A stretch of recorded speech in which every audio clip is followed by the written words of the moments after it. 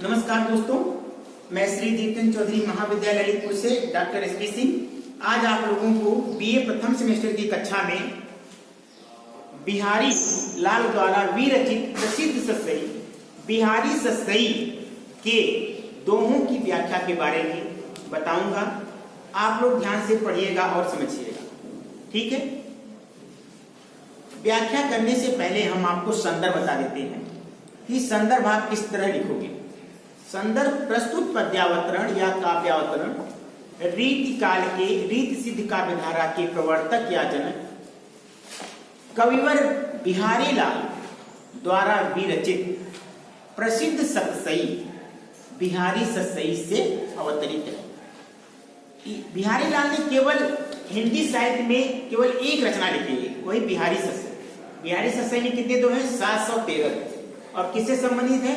कुछ दोहे तो भक्ति से संबंधित हैं और कुछ दोहे क्या कहते हैं, नायक नायिका के श्रृंगार यानी संयोग या मिलन से संबंधित है। इसीलिए कहा जाता है कि बिहारी के जो दोहे हैं, ठीक, उनके अर्थ निकालने गागर में सागर भर दिए, गागर में सागर भर दिए, इसीलिए कहा जाता है। बताओ ऐसा कवि जिन्होंने केवल हिंदी साहित्य में केवल एक रचना लिखी बिहारी से और उन्हें याद किया, इसके अलावा इनकी कोई भी रचना है ना, तो कुछ न कुछ गुण होंगे, कुछ न कुछ क्वालिटी होंगी इन कवि के पास, ठीक। इसीलिए इनके दोहे को गागर में सागर भरने की बात कही जाती है, क्योंकि इन्होंने दोहे जो लिखा है, इन्होंने क्या कहते हैं, दोहे के 4-5 अर्थ बताए। अगर आप एक दोहे की व्याख्या करने लगो तो कम से कम 1 हफ्ते तो लगेगा,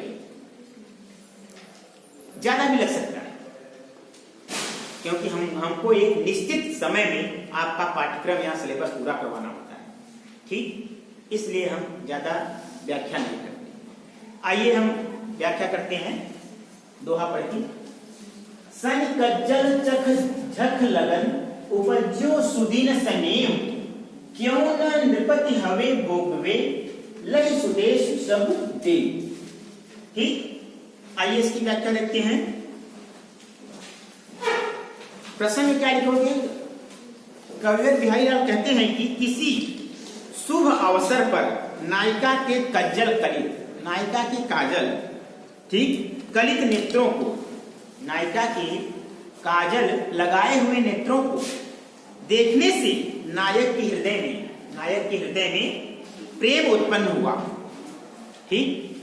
जिसने उसके सर्वांग पर, जिसने नायक के सर्वांग रूपों पर क्या कर लिया? अधिकार जमा लिया, ठीक। उसकी इसी दशा का वर्णन सखी बड़ी चतुराई से, उसकी नायिका की सखी बड़ी चतुराई से नायक के प्रति करके उसको नायिका से मिलाना चाहती है, ठीक। यही प्रसंग है पहले दोहा का। आइए व्याख्या करते हैं। कविवर बिहारी लाल कहते हैं कि एक नायिका की सखी, ठीक, कहती है कि उस नायिका के नेत्रों में लगा काजल, ठीक, मानो शनि ग्रह है। अब बताओ, उस नायिका के नेत्रों में लगा काजल मानो शनि ग्रह है। शनि ग्रह काला होता है, ठीक। तो मानो, मन मानो जन जानो, कौन सा अलंकार है? उत्प्रेक्षा, ठीक। आइए आगे चलते हैं। नायिका के मीन, जैसे आप लोग देखते हो मीनाक्षी, मीनाक्षी किसे कहते हैं? मछली की तरह आंखों वाली मीनाक्षी बोलते हैं, ठीक है ना। तो आइए देखते हैं। नायिका के जो आकृति है मछली जैसी है। नायिका के मीन, मछली आकृति वाले नेत्र मानो मीन राशि, मीन राशि जानते हो ना, मीन राशि, ठीक। इस शुभ मुहूर्त में इस सौंदर्य को देख उत्पन्न हुआ स्नेह राजा बनकर सारे देह रूपी सुंदर देश पर क्या कर रहा है? राज्य क्यों न करे। सारे देह रूपी, शरीर रूपी सुंदर देश पर राज्य क्यों न करे, अर्थात सभी राज्य करना चाहता है, ठीक। भाव यह है कि नायिका ने आंखों में काजल लगा लिया है, ठीक। और मानो शनि मीन राशि में आ गया। शनि जो ग्रह है वह मीन राशि में आ गया। ठीक, ज्योतिष के अनुसार अगर हम बात करते हैं कि ज्योतिष के अनुसार मीन राशि में शनि होने पर जन्म लेने वाला बालक क्या बनता है? राजा बनता है, ज्योतिष के अनुसार।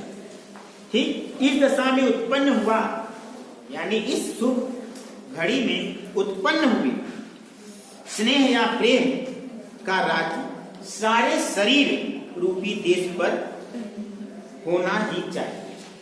ठीक, ये इसकी व्याख्या। अब आप काव्य सौंदर्य क्या लिखोगी? कौन सा अलंकार है? उपमा और रूपक अलंकार है। श्रृंगार, संयोग श्रृंगार रस, संयोग श्रृंगार रस, ठीक है ना। और दोहा छंद है। भाषा कौन सी है? ब्रज भाषा है। ठीक, अब इतना आपको व्याख्या में लिखिए। आइए दूसरे दोहों को पढ़ते हैं। सालती है नटसाल सिंह क्यों हूं निकसत नार, मनमत नेजा नोकसी खूबी खूबी जियमान।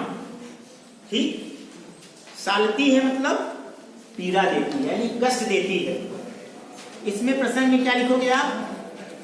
कविवर बिहारी लाल कहते हैं कि नायिका के कान के आभूषण पर प्रसन्न हुआ नायक नायिका से मिलने के लिए क्या है? आतुर हो रहा है।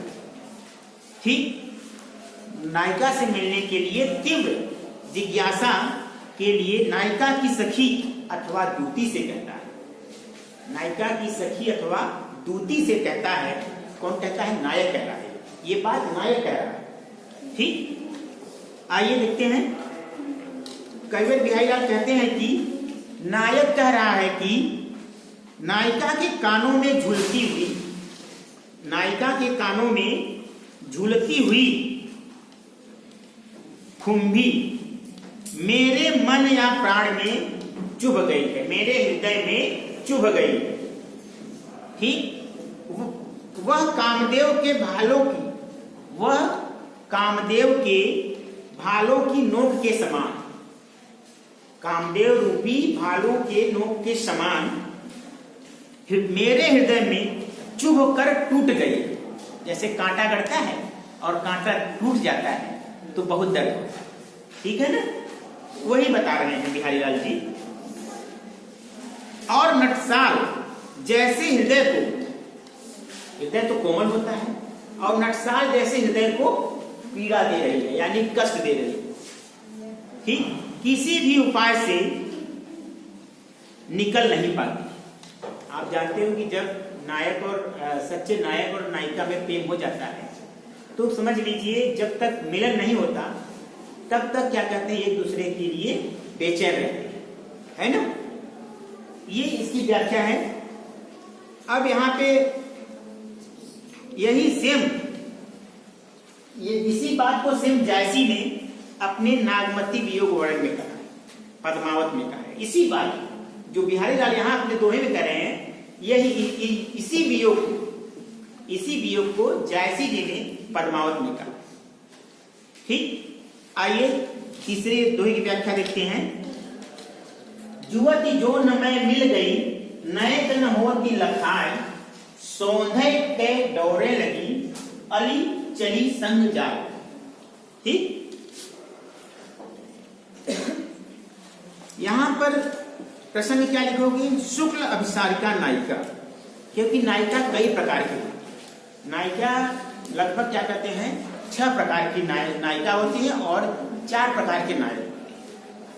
ठीक, तो कौन सी नायिका कर रही? शुक्ल अभिसारिका, शुक्ल पक्ष की नायिका कर रही है कि अंतरंगिनी सखियां उसके शरीर के गोरेपन, उसके शरीर के सुंदरता या था गोरेपन तथा उसके शरीर की सुगंध का वर्णन करते हुए कह रहे हैं। ठीक है ना। व्याख्या, व्याख्या कविवर बिहारी लाल कहते हैं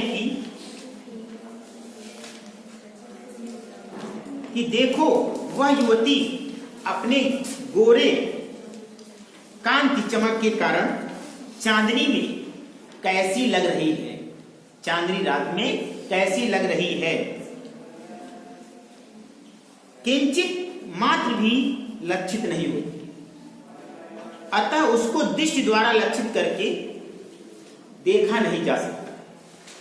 पर अली भ्रमर सी सखी, क्योंकि पर भ्रमर रूपी सखी, भ्रमर रूपी सखी रूपक अलंकार, उसके शरीर की सुगंध के डोरे से लगी हुई उसके संग चली जा रही है। अर्थात कहने का तात्पर्य है कि जिस प्रकार भौरा किसी मतलब सुगंधित फूल पर उसका रसपान करता है और उसका पीछा नहीं छोड़ता है, उसी प्रकार क्या कहते हैं ये नायक और नायिका एक दूसरे पर मोहित है। ठीक, इसको आप लोग और बढ़ा के लिख सकते हो क्योंकि संयोग श्रृंगार रस है इसमें। आइए चलते हैं। भाव यह है कि वह तरुणी नायिका, वह तरुणी मतलब युवती, युवा अवस्था में प्राप्त होने वाली नायिका, ठीक, अब चांदनी रात में अभिसार के लिए जाती है। अभिसार मतलब क्या होता है? अभिसार मतलब घूमने या टहलने के लिए जाती है चांदनी रात में, ठीक। और अभिसार के लिए जाती हुई चांदनी में इस प्रकार मिल गई है कि जरा भी दिखाई नहीं पड़ रही है। अर्थात जो चंद्रमा की चांदनी है और नायिका का क्या कहते हैं जो गोरा बदन है, एक में एक हो गए, मिल गए। कल्पना है, कवि की कल्पना, ठीक है ना, हमारी कल्पना नहीं है, ये तो कवि बिहारी लाल की कल्पना है। तो आप लोग इसी व्याख्या में इसी तरह लिखोगे, ठीक है ना। मिल गई है, जरा भी दिखाई नहीं पड़ती थी। उसके साथ चलने वाली सखी भी, क्योंकि जब नायिका निकलती है तो अकेले तो निकलेगी नहीं, सखियों के साथ निकलेगी, ठीक। तो उसके साथ चलने वाली सखी भी उसे आंखों से देख नहीं पाती। बताओ, साथ में सखियां चल रही हैं और नायिका ओझल हो जा रही है ना, आंखों से नहीं देख पाती थी, परंतु उसके शरीर से निकलने वाली कमल की सुगंध के सहारे भी वह भ्रमर की भांति उसके साथ चली जा रही। अर्थात कहने का तात्पर्य है कि सखियों को भौरा बना दिया गया है, भौरे का रूप दे दिया गया है, ठीक। और क्या कहते हैं, नायिका को कहां इसका रूप दिया है? चंद्रमा, चांदनी, ठीक। रूपक अलंकार, इसमें आप क्या लिखो, कौन सा अलंकार है? इसमें मिलित अलंकार, मिलित होता, मिलित अलंकार और उन्मिलित अलंकार। जैसे मिलित अलंकार क्या होता है? जैसे मान लीजिए जहां पर नायक अपने प्रेम प्रसंगों के द्वारा नायिका के प्रेम प्रसंगों से प्रभावित होकर एक हो जाए, मिल जाए, इसी कहते हैं मिलित अलंकार। मिल गए, मिलित मतलब मिल जाना, मिलित अलंकार मिल जाए, वहां होता है मिलित अलंकार, उन्मिलित अलंकार है, ठीक है ना। और अली में कौन सा अलंकार है? श्लेष अलंकार, क्योंकि एक दोहे में कई अलंकार होते हैं, कविता की पंक्तियों में कई अलंकार होते हैं, क्योंकि अलंकार क्या है? कविता का आभूषण है। अगर अलंकार न हो, रस छंद अलंकार न हो तो क्या कविता निरस हो जाए, है ना, वो भाव आए ही नहीं, ठीक है। वो समझ में आ गया आप लोगों? ठीक है, आज के लिए इतना ही बच्चों। उम्मीद करता हूं कि बिहारी लाल द्वारा रचित प्रसिद्ध बिहारी सतसई के दोहों की व्याख्या मैंने आपको जो बताई वह अच्छी तरह से समझ में आ गई होगी। धन्यवाद।